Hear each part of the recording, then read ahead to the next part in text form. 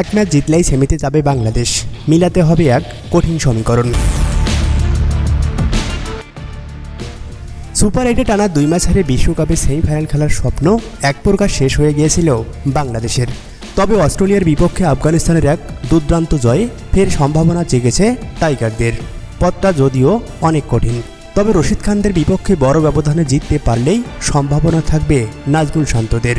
অবশ্য তাকিয়ে থাকতে হবে ভারত অস্ট্রেলিয়া ম্যাচের দিকেও। সেন্ট ভিনসেন্টে ইতিহাস গড়েছে আফগানিস্তান। বিশ্বমঞ্চে শক্তিশালী অস্ট্রেলিয়াকে হারিয়েছে রশিদদের দল। 149 রানের লক্ষ্যে তাড়া করতে নেমে মাত্র 127 রানে অজিদের আটকে দিয়েছে আফগানরা। সুপার 8-এর এই ম্যাচই ওলটপালট করে দিয়েছে গ্রুপ 1-এর সেমিফাইনাল সমীকরণ। আজকের ম্যাচ জিততে পারলেই সেমিফাইনাল নিশ্চিত করতে পারত অস্ট্রেলিয়া, শেষ 4 নিশ্চিত হয়ে যেত ভারতেরও। সেক্ষেত্রে বাদ পড়ত আফগানিস্তান এবং বাংলাদেশ। কিন্তু আফগানিস্তান দুর্দান্তভাবে ম্যাচটি জেতায় সম্ভাবনার দুয়ার খুলেছে 4 দলেরই। সেমিফাইনালের দৌড়ে সবার থেকে এগিয়ে আছেন ভারত।